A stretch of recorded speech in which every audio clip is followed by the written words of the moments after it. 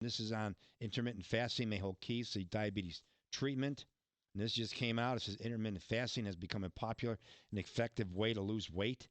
According to International Food Information Council, the weight loss method surpassed all others in the past year as the most popular way to achieve results. Around 10% of Americans between the age of 18 and 80 have given the eating approach a go. For the uninitiated, intermittent fasting is when you only eat during specific hours of the day, generally a much smaller window of time than normal. Rather than walking, eating breakfast, and going about your day, you're more likely to delay your first meal until later in the day, in the morning. At the end of the day, you'll shut down food intake earlier than normal. The theory is that by closing the period of time in which you eat, you'll consume fewer calories. Because weight loss is often a goal and avenue to better health for many people with type 2 diabetes, researchers are looking at how intermittent fasting may help. The latest study, Effective Time Restricted Eating on Weight Loss in Adults with Type 2 Diabetes, published last week in the Journal of the American Medical Association, found the technique shows promise. The randomized clinical trial compared the effects of an 8-hour time-restricted eating plan with a daily calorie restriction diet in a control group in adults with type 2 diabetes and obesity. Researchers measured both weight loss and blood sugar markers. This is Christian Verady, PhD, a professor of nutrition at the University of Illinois Chicago, was the lead author and has studied intermittent fasting for 2 decades. Well, Dr. Fitness has been doing this for 30 plus years.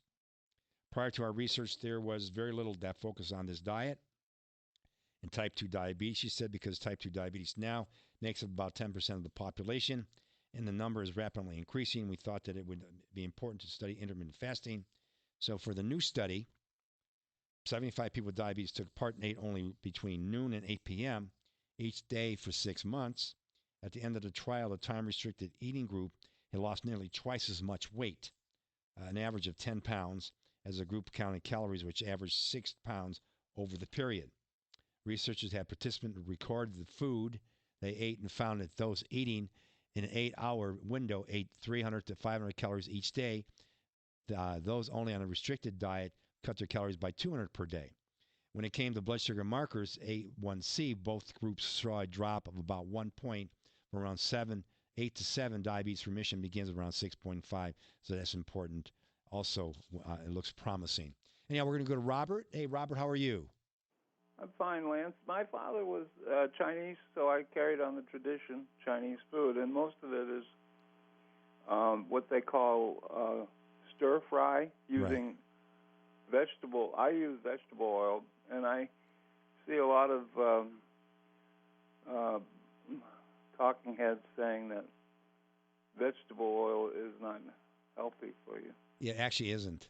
What kind of vegetable oil is it?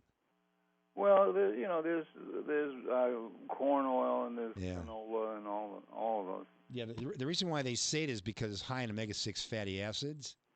Okay, you have essential fats. You have omega-6 and omega-3.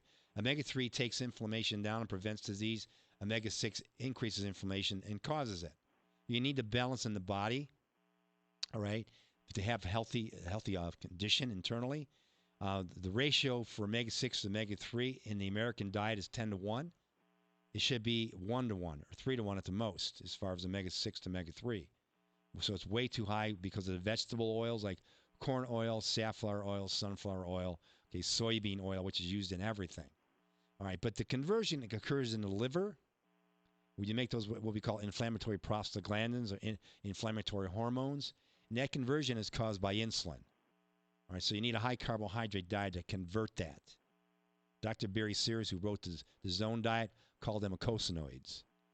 Okay, I understand eicosanoids. So I have asthma, and there's a link between carbohydrates and asthma now because of the eicosanoids. Yeah, so you want to keep the carb levels lower. That's where the inflammation starts with. Okay, so that happens when a person's on let's say you watch your carbohydrates and you break your diet, you eat all kinds of junk. The next day you're stiff and the joints are tight and you're sore and achy.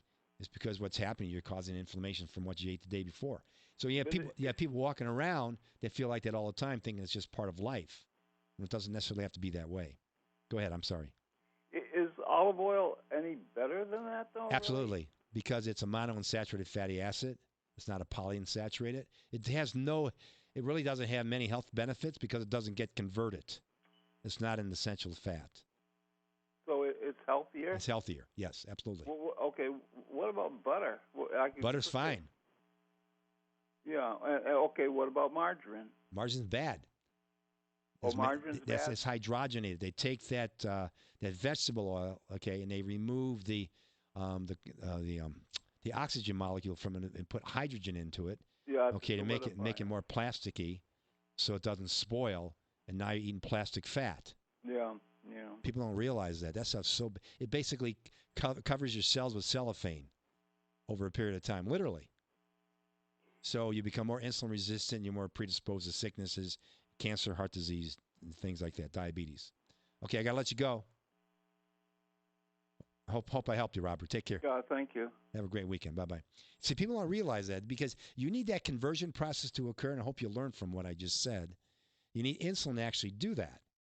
And it's converted in the liver when insulin tells it to do that. Just like when you take in carbohydrates, you make those in the fat, but where does that happen? It happens in the liver. So they can be stored in fat cells. Bingo. Okay, so that takes insulin to do that. That takes carbohydrates to cause insulin to go up. So it also makes sense why it's tied to cancer. Okay, because you need insulin literally to feed cancer cells. That's why cancer cells have 10 to 20 times the number of insulin receptors as healthy cells do. So it can uptake more sugar to feed the cells.